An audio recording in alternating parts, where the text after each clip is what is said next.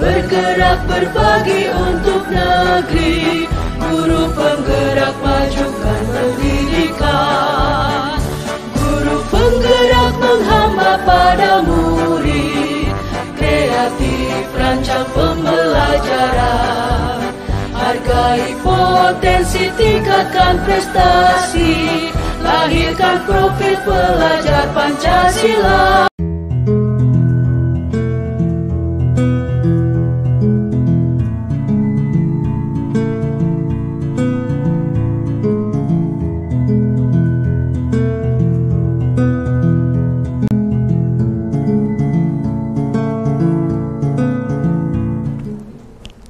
Assalamualaikum.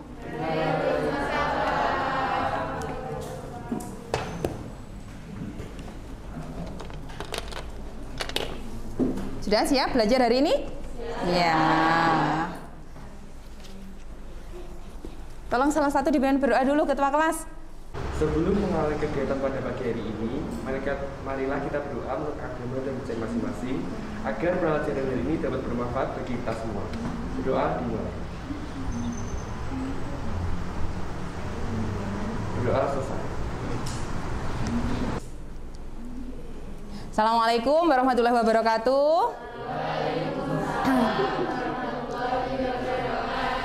Selamat pagi anak-anak. Gimana kabar kalian? Alhamdulillah. Alhamdulillah baik kan? Sehat kan? Ya. Ada yang nggak masuk hari ini? Siapa? Siapa yang nggak masuk? Rizal nggak masuk loh. Bukannya Rizal sudah dari minggu kemarin nggak masuknya? Iya, sakit apa? Tipes, sudah dijenguk? Lah, kok belum dijenguk? Kan sudah 1 minggu. Yang rumahnya dekat dengan Rizal atau teman dekatnya perwakilan kelas menjenguk Rizal ya. Tunjukkan perhatian kalian ke dia, disemangati biar lekas sembuh, paling nggak di WA. Zal, gimana kabarnya? Nah, tunjukkan perhatian kalian ke dia. Oke.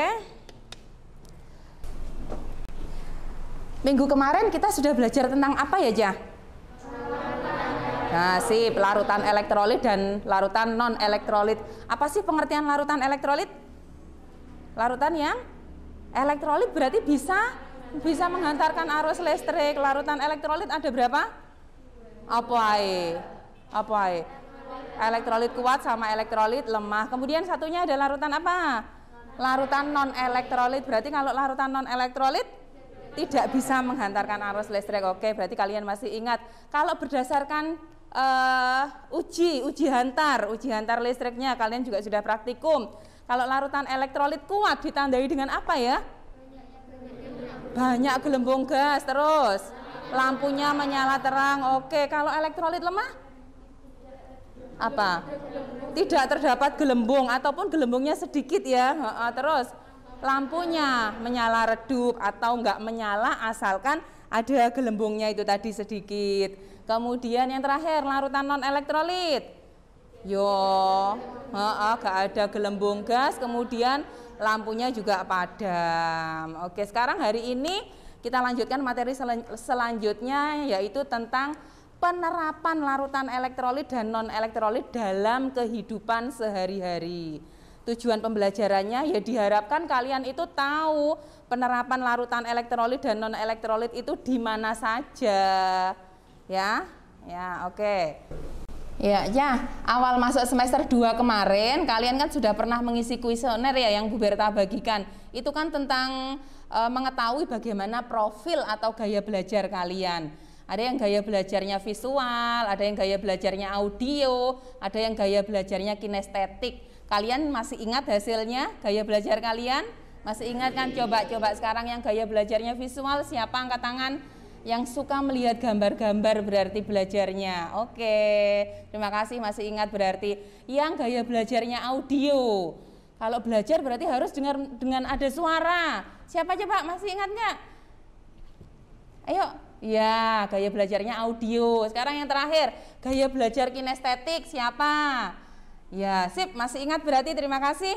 Nah, hari ini kita akan belajar materi kita ini dengan atau sesuai dengan gaya belajar kalian. Coba. Jadi penerapan larutan elektrolit dan non elektrolit itu ada pada oralit, kemudian ada pada cairan infus, aki kendaraan, kemudian EKG dan air kelapa. Nah, tugas kalian adalah membuat penjelasan setiap poin di atas. Nah, kemudian nanti dikumpulkannya, dipresentasikannya itu nanti sesuai dengan minat kalian. Nah, minat kalian. Kalian yang gemar menulis, silahkan memberi penjelasan itu dalam bentuk portofolio, tulisan-tulisan. Yang gemar menulis. Nah, kemudian kalian yang gemar menggambar, silahkan mengumpulkan tugas ini dalam bentuk mind mapping, poster mungkin atau peta konsep mungkin, ya. Terus yang kalian gemar seni, misalkan musik ataupun video, membuat video. Nah, kalian bisa mengumpulkan tugas ini nanti dalam bentuk video. Jadi video selfie. Oke, paham tugasnya? Paham. Oke, sekarang silahkan kalian diskusi dulu bersama temanmu sesuai dengan profil kalian. Bu Berta sudah menyiapkan. Kita hari ini akan belajar tentang penerapan apa tadi? Penerapan larutan elektrolit dan non elektrolit dalam kehidupan sehari-hari. Nah, penerapan larutan elektrolit dan non elektrolit dalam kehidupan sehari-hari. Di situ ada gambar apa ya, Jah? Gambar apa itu? Bu, es krim. Yang kamu lihat es krim dulu, ya wes, es krim. Jadi untuk membuat es krim itu dibantu sama garam. Pernah dengar kan? Garam kan termasuk larutan elektrolit. Kemudian yang atas itu gambar apa? Buah-buahan, lemon. Lemon bersifat asam. Asam tadi elektrolit kan kamu sebutkan? Iya. Terus yang berikutnya yang tengah itu gambar apa? Infus. Iya, infus itu juga larutan elektrolit. Sip. Nah, itu yang akan kita bahas hari ini. Dan oh ya, masih ada satu lagi. Ini adalah gambar EKG. Tahu EKG? Yang biasanya untuk memeriksa jantung. Jadi itu juga memanfaatkan cairan elektrolit dalam tubuh kita. Nah, ini nanti yang akan jadi tugas kalian.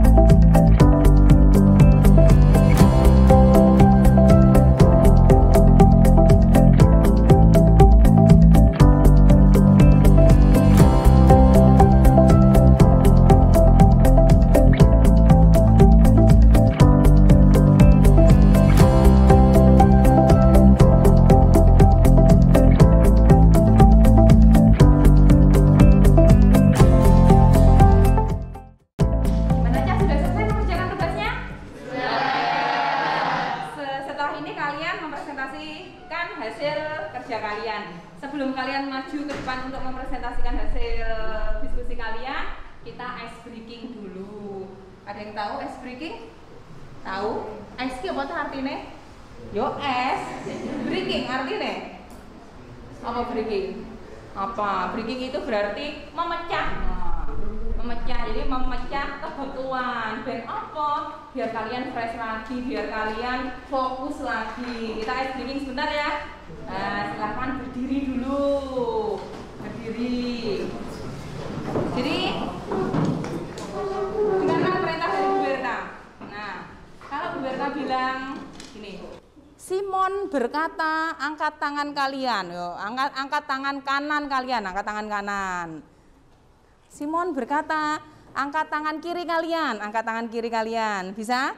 Kalau diawali dengan Simon berkata, engkau lek Bu Berta bilangnya nggak ada Simon berkatanya, berarti kamu nggak boleh melakukan apa-apa. Ngerti? Oke, kita coba dulu.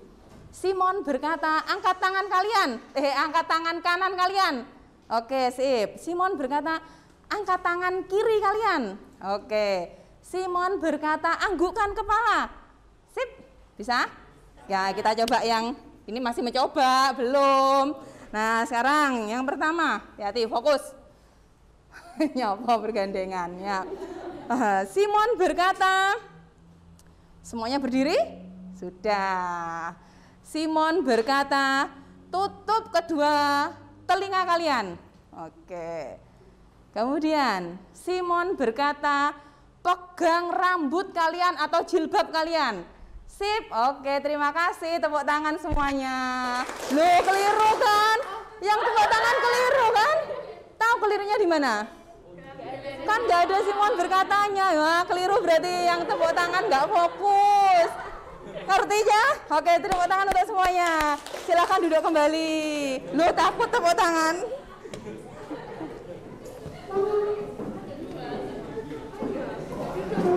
Sudah? Silakan duduk kembali. Oke, sekarang kita masuk ke sesi mempresentasikan hasil. Sekarang siapa ya yang mau coba mempresentasikan hasil pekerjaan kalian?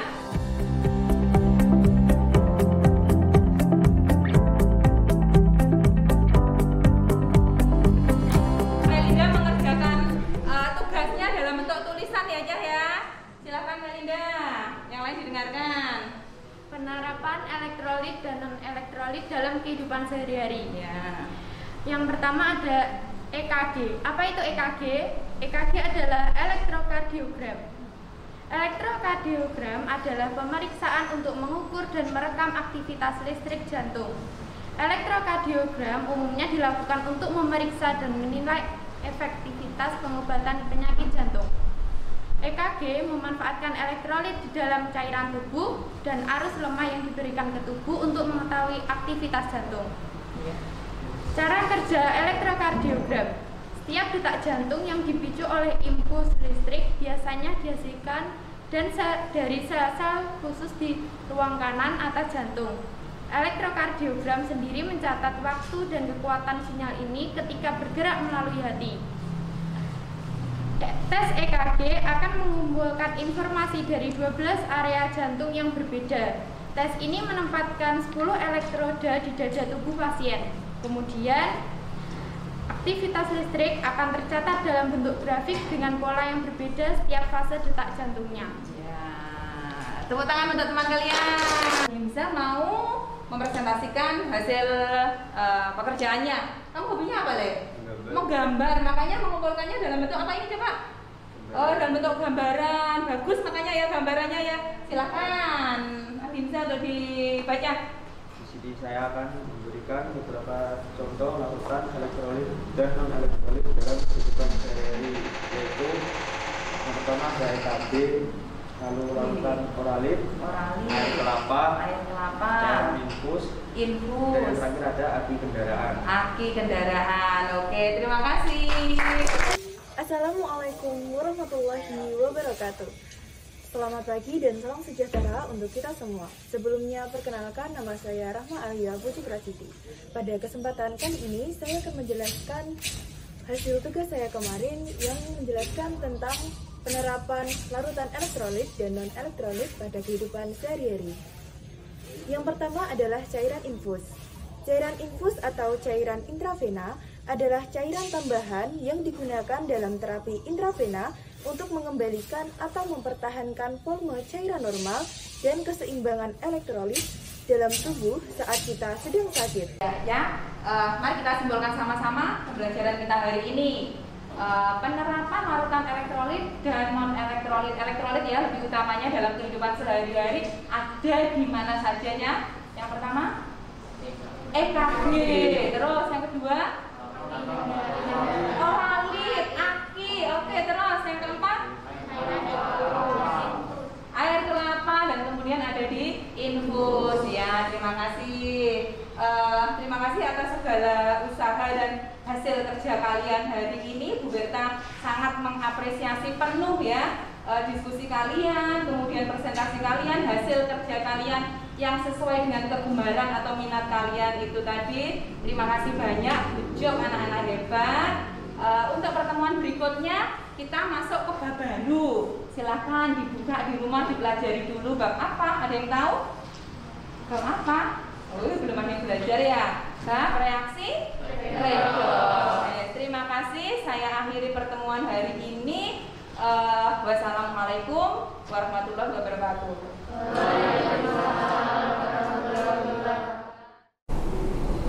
Assalamualaikum warahmatullahi wabarakatuh. Perkenalkan, nama saya Berta Dian Aristina, calon guru penggerak angkatan 4 dari SMA Negeri 2 Nganjuk.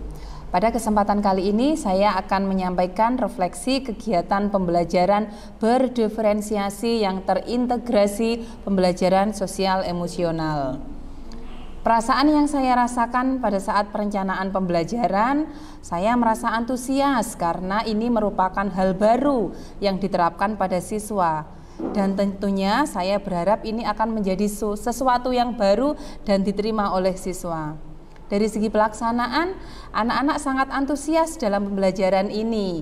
Dalam pembelajaran ini, saya tidak melakukan 3 diferensiasi sekaligus, tapi saya menggunakan 2 diferensiasi, yaitu diferensiasi proses dan diferensiasi produk. Untuk perbaikan pembelajaran diferensiasi di masa yang akan datang, di masa mendatang, pembelajaran berdiferensiasi dapat dilaksanakan lebih bervariasi lagi, tidak hanya diferensiasi produk dan proses saja, tapi juga diferensiasi konten.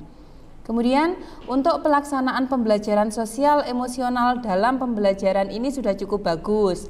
Metode pembelajaran saya ini dapat menerapkan 5 kompetensi sosial emosional dalam pembelajaran. Tetapi yang menjadi kendala adalah waktu. Karena proses untuk menghasilkan produk ini membutuhkan waktu yang cukup lama. Dan sekarang ini adalah pembelajaran tatap muka terbatas. Jadi dari segi waktu hal ini menjadi kendala tersendiri. Dan nanti bisa diperbaiki dengan perencanaan dan pelaksanaan yang lebih matang, lebih menyenangkan dan lebih tertata rapi.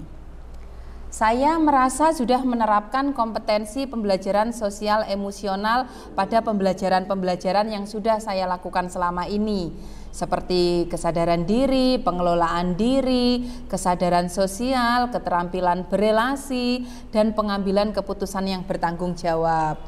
Tetapi karena saya belum menyadari sepenuhnya, jadi dalam pelaksanaannya belum dilaksanakan secara maksimal. Saya berharap dengan pembelajaran diferensiasi dan pembelajaran sosial emosional, siswa dapat melaksanakan pembelajaran di sekolah sesuai dengan kebutuhan dan karakteristik siswa. Saya yakin pembelajaran diferensiasi dan pembelajaran sosial emosional ini sangat berguna bagi saya dan berpihak pada siswa, karena dengan pembelajaran diferensiasi dan pembelajaran sosial emosional kebutuhan siswa dapat terpenuhi. Sehingga ke depan diperlukan strategi bagaimana materi atau konten pembelajaran bisa didiferensiasikan sesuai dengan karakteristik siswa. Harapan saya, pelaksanaan pembelajaran sosial emosional dengan 5 kompetensi sosial emosional dapat diterapkan tidak hanya terintegrasi dalam pembelajaran saja, tapi menerapkannya secara rutin dan membudaya di sekolah. Demikian refleksi dari saya tentang pembelajaran diferensiasi dan pembelajaran sosial emosional. Saya akhiri, wassalamualaikum warahmatullahi wabarakatuh. Alhamdulillah.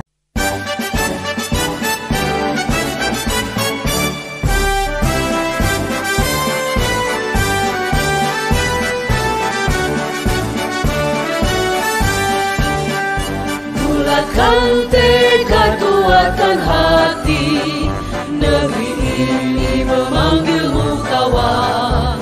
Belajar bergerak berbagi untuk negeri, guru penggerak majukan pendidikan.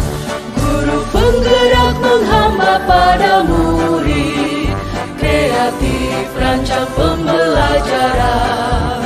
Hargai potensi, tingkatkan prestasi, lahirkan profil pelajar Pancasila.